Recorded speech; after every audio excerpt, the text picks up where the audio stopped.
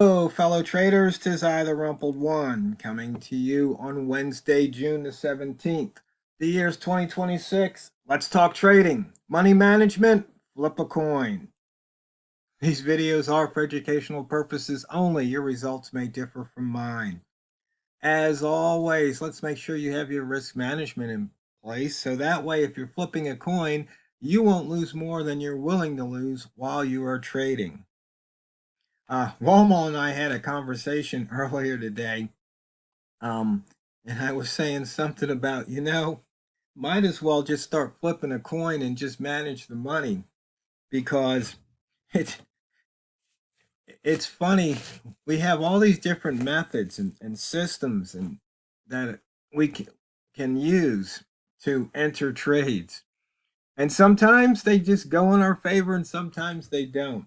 So I was talking about flipping a coin. And I said, maybe you should get a die, and I might even find somebody with a 3D printer and print up a trader's die.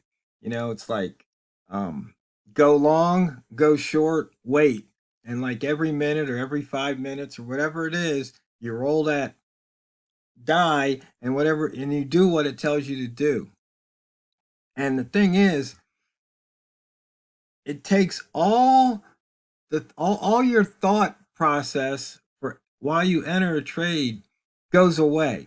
So now you've got all this extra memory capacity to focus on money management because that's what it gets down to.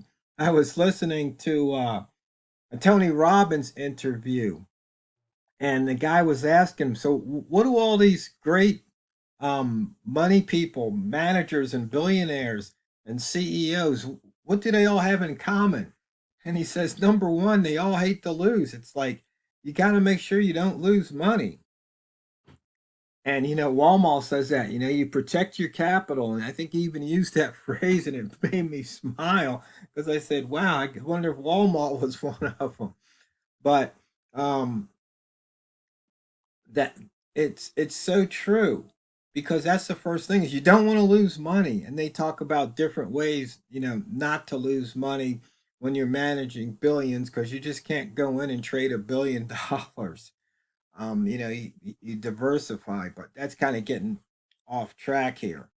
Point being is that in order to really learn how to manage the money, that's where you have to focus. Um, and today's video is coming out later than normal because we've got FOMC coming out. Let's see. You know what I forgot to do? I forgot to update this template for everybody. So actually, I call it the news template because it has more things on it. Turn off the trend lines, put it on H4. And if you go out to Kreslik.com, you'll see that I posted a bunch of things.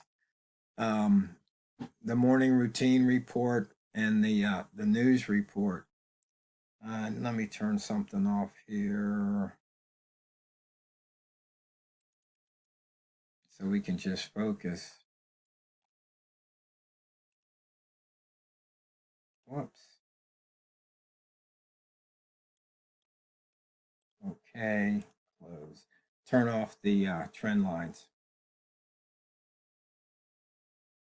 I guess I could have just turned off indicator too. Duh. Anyway, we have these different targets. Um, and it's funny how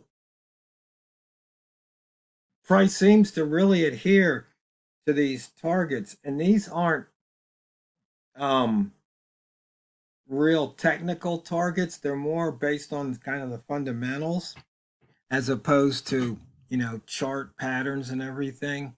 So you can see here this 3420 line price has just been hovering around it since almost a month ago.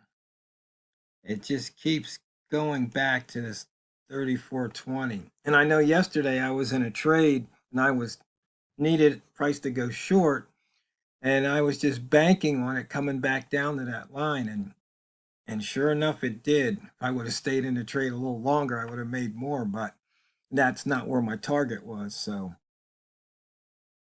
back to the money management, you take a trade and it's either going your direction or it's going against you. And you need to have some spot where you say, if it hits this level, I'm out. Now, part of the trading game is to make sure you don't have so much um, size, position size, that a spike could wipe you out. So, for example, if you've got $1,000 account and you're trading $100 a pip, a 10 pip spike against you wipes you out.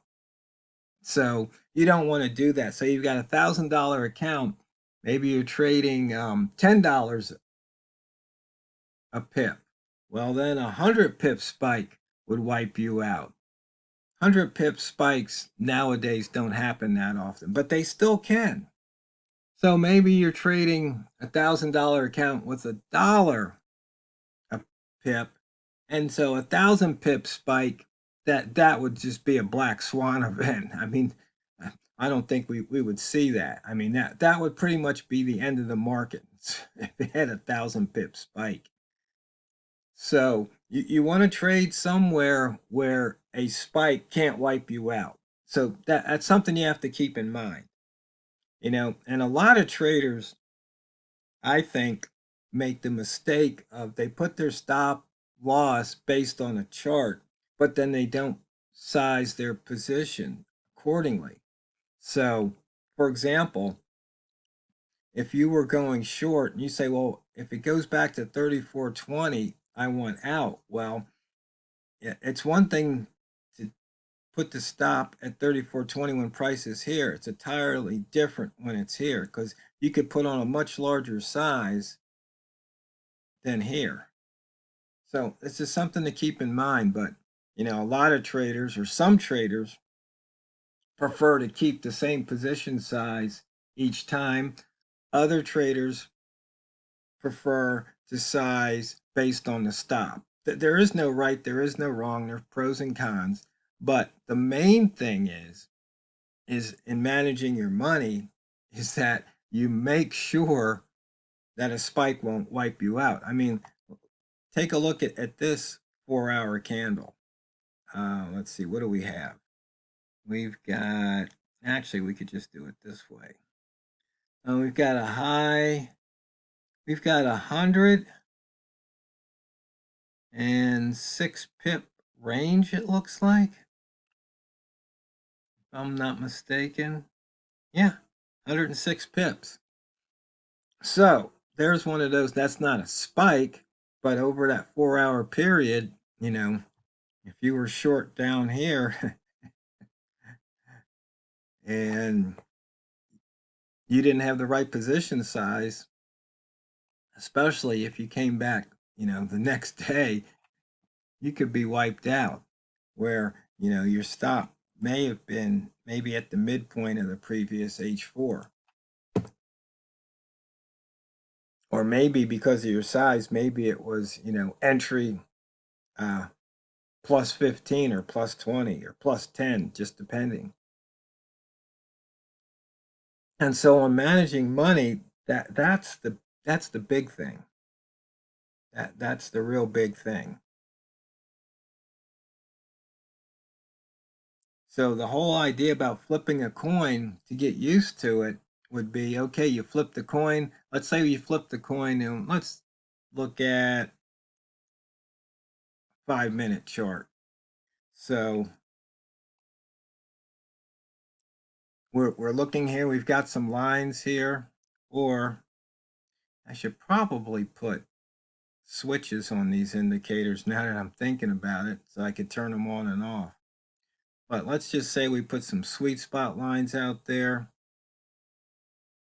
And this is every 25. That's the default. So I want to do sub-levels 5, main levels 25. So we have the main levels, the psychologicals, and we've got 5 pip increments. So let's say we flip that coin and it says to buy. And so we're right here at 33.95 level. So we buy, and maybe we put the stop at 33.89. So we're 6 pips away. We got a 6 pip stop. And so we just wait and see. And you know, that's another thing with a trade is a lot of times we'll put a stop out here and we might put a take profit. So let's say we'll have a 1. So from 95 to 90 or 89. So instead of that, we go 1, 2. So we might put a TP up at say 34.06. And we have our stop at 33.89. So we're going to risk 6 to make 11. Not bad, right? Almost 2 to 1. Now what'll happen is maybe price comes up to say 33.97 and then it waffles and we get out. Well, okay, we've made 2 pips. But the thing is, why didn't we leave it alone? Because maybe it might take it a while, it might take it, 10, 15, 20 minutes to reach our 34.05, because chances are we're not going to cut it at say 33.93. We're not going to cut it with a 2 pip loss. No, we'll let it hit the 6 pip loss. So why are we cutting short? That's a good question. Why are you cutting short? It's because you don't want this loss. Preserve all capital. Is it something you see on the chart? Are you managing the money? Are you managing the chart? Are you reacting to the chart, or are you reacting to your emotions? Because if you plotted this out ahead of time saying, you know what, it looks like price is going to keep going up here, and if it breaks this level for sure, it's probably going to come up here.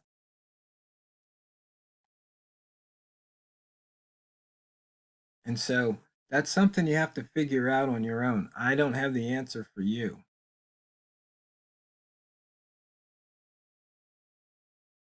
It's just something you have to look at and determine.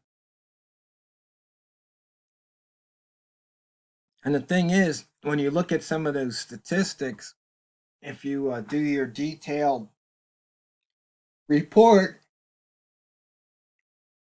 you can see things like time in trade. In fact, there's an indicator I wrote. I think I'd have to take a trade on this practice account. Hold on, let me see. I still have a minute or so left. Let me bring it up.